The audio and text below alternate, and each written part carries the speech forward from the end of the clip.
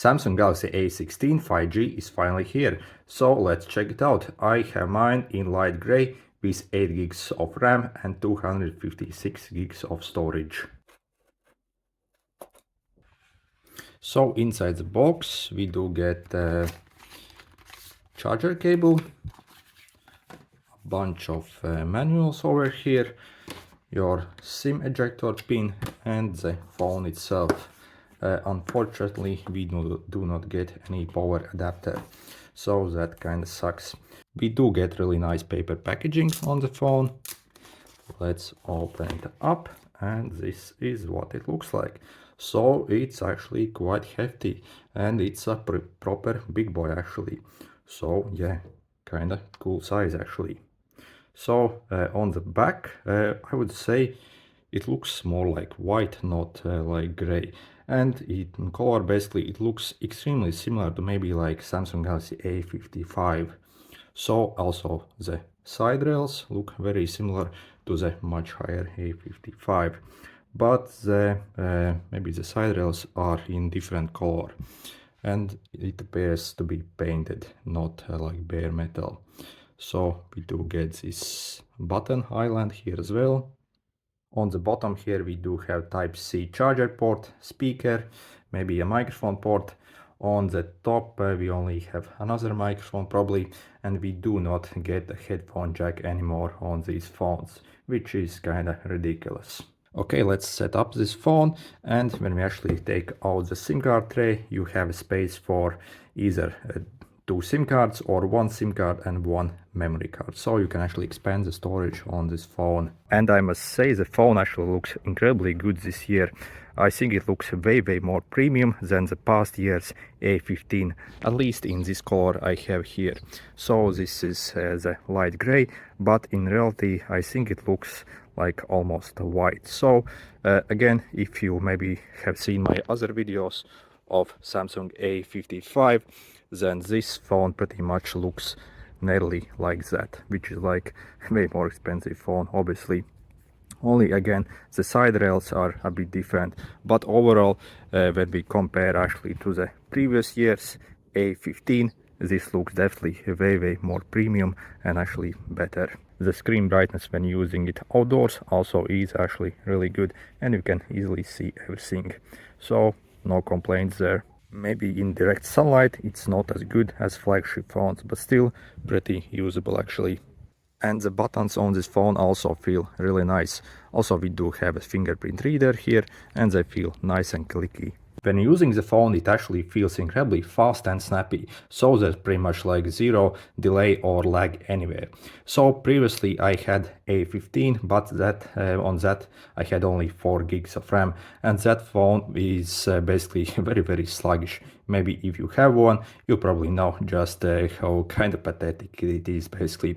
But when we actually use this phone, everything loads pretty much instantly, and yeah, it's actually a pleasure to use. So I'm not really seeing any problems with this phone when it comes to the performance, at least general browsing. Maybe if you will play some higher end games, maybe then you will see. So when it comes to specs, we do get basically, depending on your region, you do get a bit different CPUs. So you do get 2 variants with 4 gigs and 8 gigs. And I really suggest you to get the 8 gig version because it's not really that more expensive. Personally, I paid 250 euros for this phone. The regular A16 with 4 gigs of RAM was 220 euros, something like that. So again, really I suggest you to get the 8 gig version because this actually feels really fast, and yeah, it's actually a really good user experience, and it's not really even more expensive that much. Battery size 5000 mAh, so, and the battery life on these Samsung phones always have been incredibly crazy good, so that's what I really like about the batteries. We do get 25 watts of charging speed, which again is pretty decent. We also do get IP54 rating. Again, on the previous A15 we pretty much got 0 rating, and when I checked that A15 you could see that it wasn't well sealed. However, this one I think can actually survive light splashes of water, maybe some rain dropping on it, but obviously it can't be still submerged For example, you can't really open the camera and take pictures underwater with this phone. That's not for that, but still better than previous year. And obviously we do get 5G on this model as well. So I just finished running Geekbench on this phone, and actually I'm really surprised in the scores on this phone. So when we compare to the A15, at first I thought it will be pretty much similar when I purchased this phone, but actually this is way faster than the A15. I literally thought they will be almost the same. So, but again, you can see like in single score it's like almost like 30% faster. In a multi-score maybe a bit less, but still a notable improvement actually.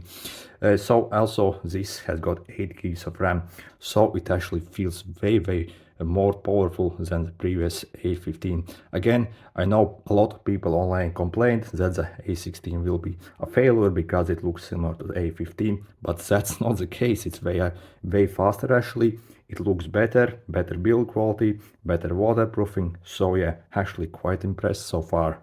And the screen also looks actually pretty darn good on this phone. So actually it's pretty much like super similar to the previous A15.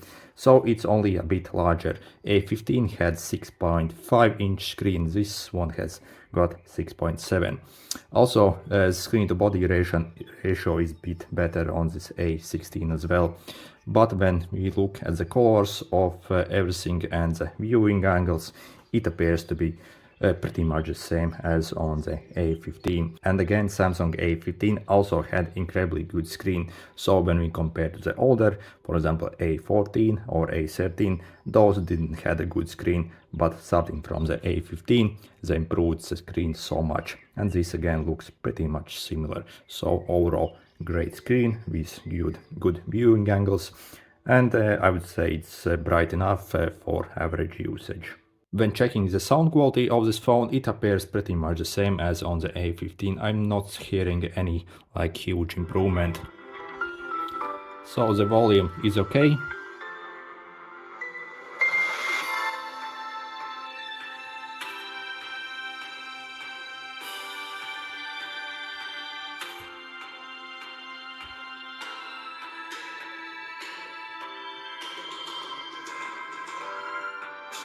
So it does have only one speaker here, and if you actually play your music and cover it, it will get very distorted and you can pretty much will lose all your audio. So, but apart from that, I think for a budget phone, it's probably acceptable still, nothing spectacular. When it comes to the cameras, we get 50 megapixel main camera, 5 megapixel ultra wide and 2 megapixel macro camera. On the front we have 13 megapixel selfie camera right here. When we check the specs of the cameras, they look identical to the A15. I'm not sure if the sensors are the same, but resolution and F ratings are identical to the A15. So we can record obviously our portrait photos. We can also record videos. When it comes to video recording, we only get Full HD resolution. We do not get 4K. When we check more, you can see you can also do night shots. You get your Pro mode as well, where you can adjust various settings, slow motion, hyperlapse, and in the Pro mode you can see you can adjust your ISO, shutter speed, exposure compensation, even white balance. Yeah, this is actually really cool. So yeah, you can actually customize your white balance. So actually, yep, I'm kind of surprised that this budget phone has a Pro mode as well, which only the higher end phones have. When it comes to the picture quality, I'm actually super confused because the Galaxy A15 had absolutely terrible cameras, so they were absolutely dreadful and I pretty much never used them. But on this phone, even though on the paper it looks to be exactly the same cameras, they have actually maybe done some improvements in how the photos and videos are actually processed, because now they actually look pretty decent and very usable. Again, on A15 the cameras were absolutely terrible really. When we basically check some pictures taken, you can actually see they are decently exposed, and when you for example zoom in, as you can see there's like a big flower here and I have a tiny fly over here, and you can zoom in all the way and you can literally even like see like the hairs of the fly over here. So this is like super impressive basically. So again, the A15 it wasn't able to do such thing, and basically the pictures basically fell apart very fast. So I have taken a picture or video actually. So indoors in pretty much like almost zero light, and still the quality actually looks pretty good, and you can still see and make out everything. Again, the A15 couldn't do that. Again, I'm really confused. So maybe one thing where it struggles is capturing like subjects that move very fast. For example, I couldn't get this chicken in focus. As you can see, the face is pretty much blurred, and I tried various shots and I couldn't. Maybe I got one okay when it wasn't moving basically. But overall, yeah, at least for the pictures, it looks actually very usable, which again is a very pleasant surprise to me. So, and I didn't expect it from this phone. Again, it exposes pretty okay. Maybe the colors aren't as good as on the higher end phones. On a budget phone, actually, yep, this is very usable cameras finally. So yeah, actually kind of impressed. So again, as long as the objects aren't moving very fast, it can capture the details fairly okay. Maybe the color science isn't the most premium. Again, maybe that could do some work there. But again, overall, for this price range and what this phone really is, actually the cameras are very usable actually. Okay, I'm recording this video using the camera of the A16, so you can see maybe what the difference looks like. Previously I was recording with my Google Pixel phone. Definitely the cameras on the Pixels are obviously better, but that's obviously in different price range. So, but still, as you can see, it focuses okay, and you can even use it for stuff like that. We can zoom in and probably the details still look okay. Again, this doesn't have 4K and only full HD, but still, maybe if you want to make some quick YouTube videos like I have here, you can still maybe use this camera. Again, it doesn't look as good as on my Pixel, but we really have to consider this is a very budget phone. Okay, recording indoors. So this definitely should look a bit more red than it looks in the video. Again, fine details actually look really good and very sharp actually. Okay, let's feed some chickens. So this is how you can capture fast moving subjects. And I'm switching to ultra wide right now. You can definitely see a drop in quality, switching to ultra wide. Again, back to normal camera. Let's test the dynamic range. So it can actually recover fairly easily. And also it exposes okay. Maybe dynamic range lacks a bit, but still pretty decent.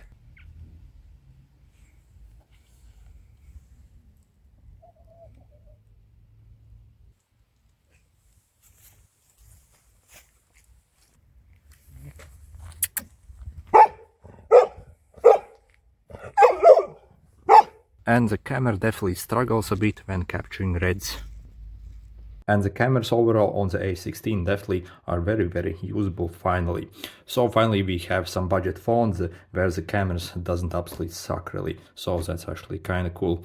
Still, maybe in the video recording, maybe it needs some attention, but for taking pictures, I think it's actually very good and usable. And actually, I'm really impressed with the Galaxy A16. So it's finally a budget phone that doesn't really suck. So the screen is absolutely awesome. The design is absolutely nice. Cameras are finally actually usable. On most cheap phones, the cameras are absolutely trash. So, and it actually looks really good. So again, it looks pretty much the same as most of their flagship phones.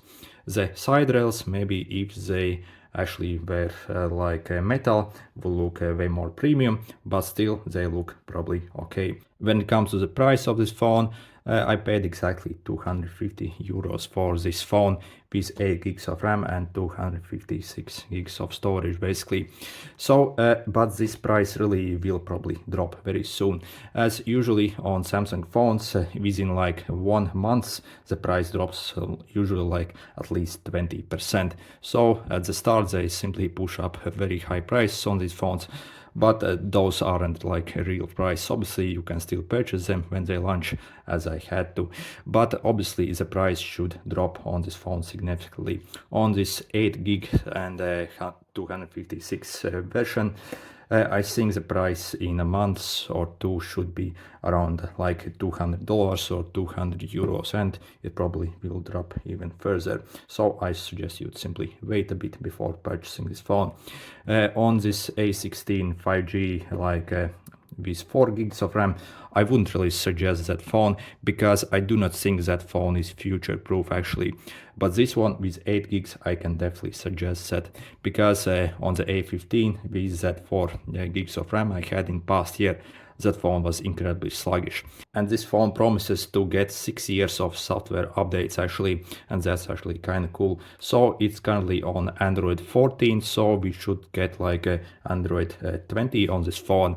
So if you actually were to get the 4 gig version, I do not think that's enough. I do not think that's even enough in 2024, let alone like 6 years from now on. But this A16 with 8 gigs of RAM and 256 gigs of storage and that new CPU it has, I think it's definitely future proof and it should easily last you those 6 years. Again, there were a lot of people complaining that this phone possibly can't last those 6 years, but this updated 8 gig version definitely can, and yeah, you won't really have any problems because it looks and feels super smooth. And again, we have to remember this is still a budget phone. So again, in a month's time, it probably will cost like 200 euros or dollars, and probably even less after that. And from what I have here, they will probably also launch the Galaxy A16 4G variant, and the price on that, maybe after the initial price drop, should drop to like 140, 150 euros. But I suspect that will also come with 4 gigs of RAM. Still, if you need very cheap phone still at that price and 4 gigs of RAM, maybe it's still okay. But definitely I would wait a bit till this 5G 8 gig variant drops in a price and purchase this one, because it's absolutely great phone overall. I'm super impressed with the Galaxy A16. I didn't really expect it to be this good. Anyway, I'm actually trying to reach 15,000 subscribers on this channel. If you could help me out, that'd be so much appreciated. Thank you and good luck.